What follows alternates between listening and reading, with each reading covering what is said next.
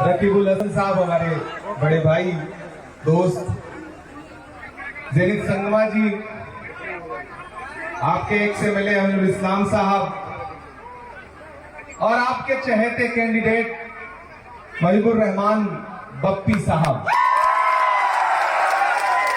मैं तुम्हें अपने उसूलों की कसम देता हूं, मैं तुम्हें अपने उसूलों की कसम देता हूं, मुझको मजहब के तराजू में न तौला जाए, मैंने इंसान ही रहने की कसम खाई है, मुझको हिंदू या मुसलमान न समझा जाए।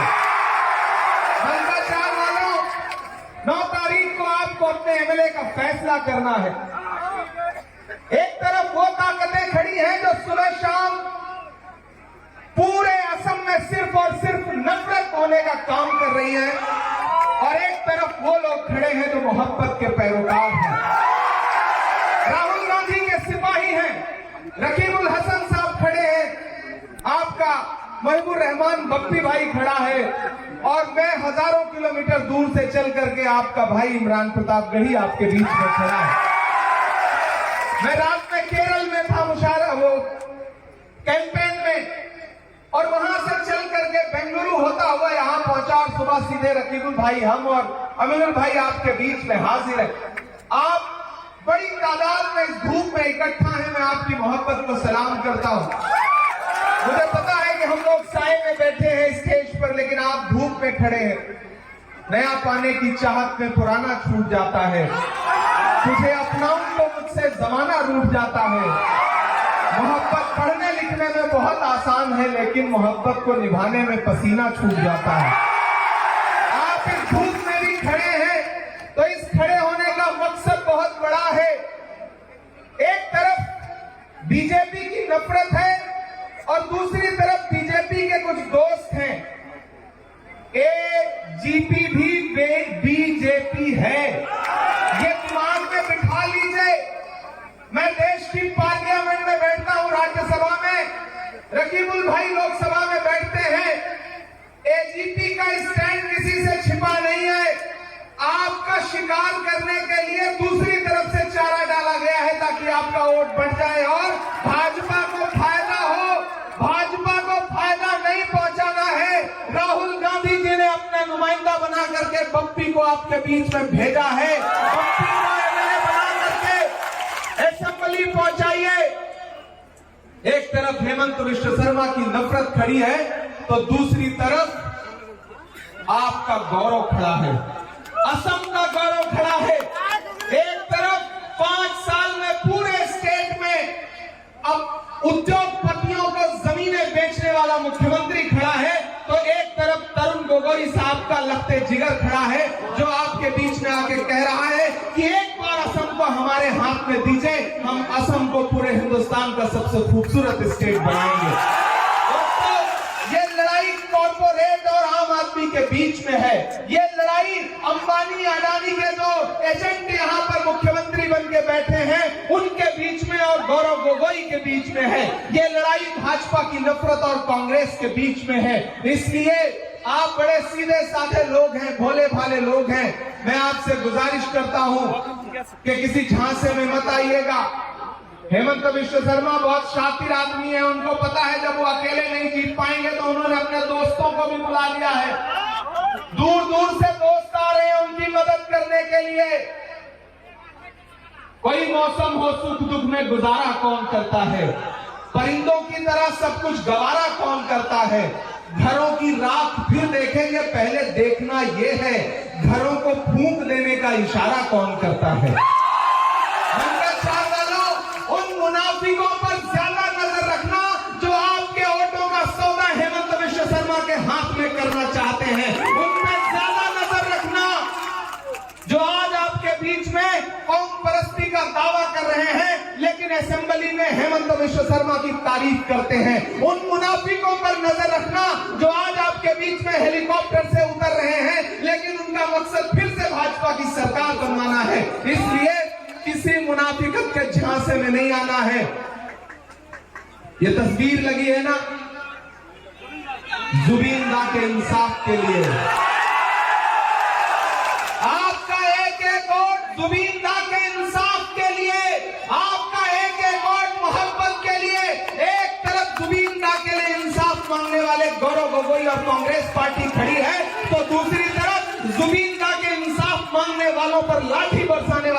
हेमंत विश्व शर्मा खड़ा है। इसलिए आप सबसे अपील करता हूं साथियों, किसी झांसे में मत आइए।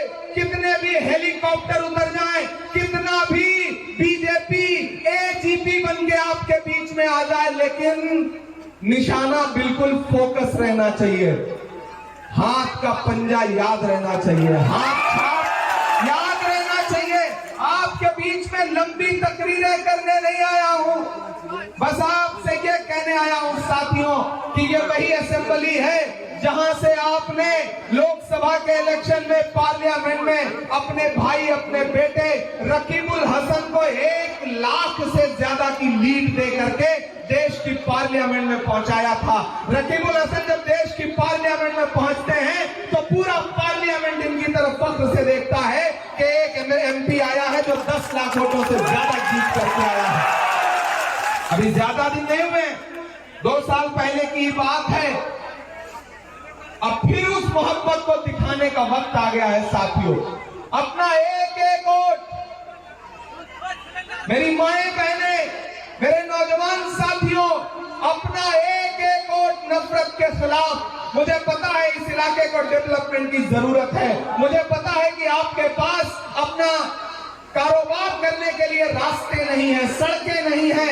उन सारी चीजों को लेकर के एमपी साहब से भी बात हो रही है और आपका एमएलए जीत करके जब असेंबली में पहुंचेगा तो ये आपके मुद्दे पर लड़ेगा।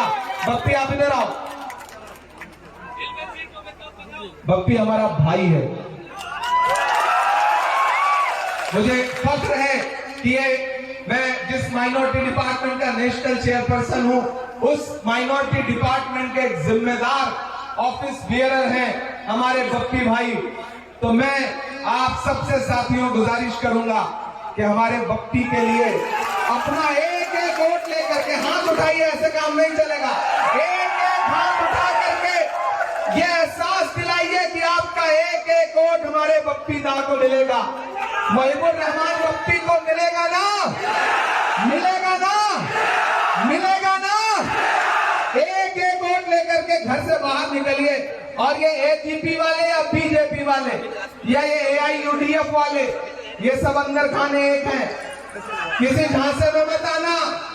उनके हेलीकॉप्टर में तेल कौन भरवा रहा है, बाद में बिल चेक कर लेना, पता चलेगा कि हेमंत विश्व शर्मा का ही तेल भरा जा रहा है, आपको समझ में आ जाएगा। वो आपके बीच में आए तो उनसे पूछ लेना कि कहां सोया है चौकीदार, कहां सोया है चौकीदार। चौकीदार जान रहे ना, दिल्ली में रोज अपने रकीबुल भाई चौकीदार से मिलते रहते हैं, हम भी मिलते हैं और हम उस चौकीदार से पूछते हैं कि आप ही थे ना जो 2014 में नारा लगाते थे कि देश के खजाने की चाबी दे दो, मैं देश नहीं लूटने दूंगा, चौकीदारी करूंगा। कहां सोया है चौकीदार, कहां सोया है चौकीदार।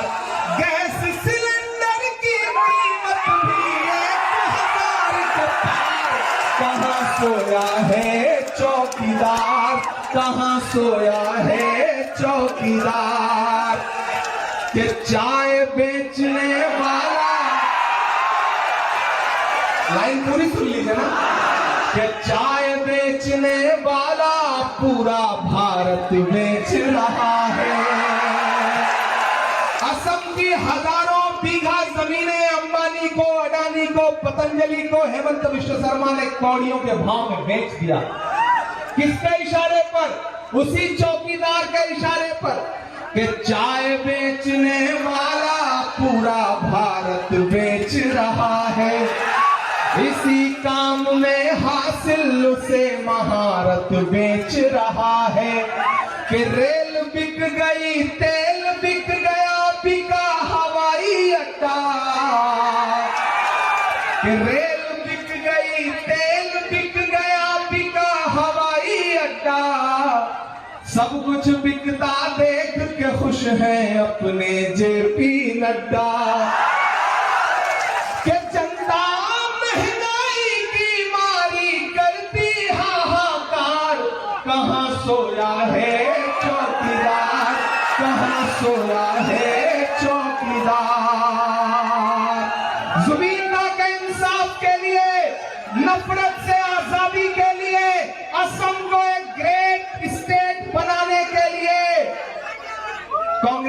सरकार बनाइए और बप्पी दा को कम से कम 1 लाख से ज्यादा वोट दे करके असेंबली पहुंचाइए। रिकॉर्ड तोड़ेंगे ना, तोड़ेंगे ना। मैं आपसे वादा करता हूं और रकीब भाई से भी कहता हूं, रॉकी भाई चश्मा वश्मा देखिए तो समझ में आ जाता है कि ये राजनीति में गलत है, इनको फिल्मों में होना चाहिए। रॉकी भाई 9 तारीख को आपको वोट देना है, अगले महीने में रिजल्ट आएगा। आप बप्पी को एमएलए बना करके असेंबली पहुंचाइए। इंशाल्लाह आपका फिर से शुक्रिया अदा करने के लिए इसी ग्राउंड में आएंगे और आपको खूब सारी शायरी भी सुनाएंगे, आपसे बातें भी करेंगे। आज चूंकि आगे 3-4 सभाओं में जाना है, इसलिए आज आपसे इजाजत मांगता हूं।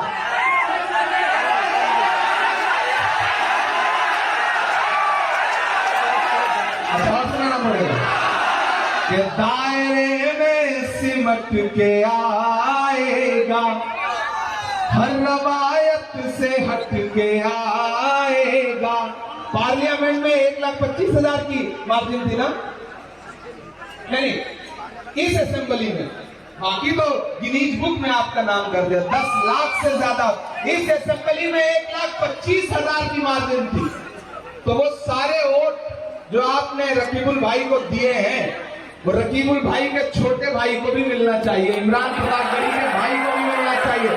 सारे के सारे वोट, एक भी वोट बिखरने ना पाए। तब मैं ये कह के जा रहा हूं कि दायरे में सिमट के आएगा, हर रवायत से हट के आएगा। आंधियों को जरा खबर कर दो, शेर वापस पलट के आएगा। हाथ का पंजा राहुल गांधी, आवाज गुवाहाटी तक नहीं बल्कि दिल्ली तक जानी चाहिए। राहुल गांधी, राहुल गांधी, राहुल गांधी। Congress party, Congress party, Rahul Gandhi, Gaurav Gogoi, Gaurav Gogoi. बहुत शुक्रिया, इंशाल्लाह फिर आपसे मुलाकात करेंगे। सदन आज बहुत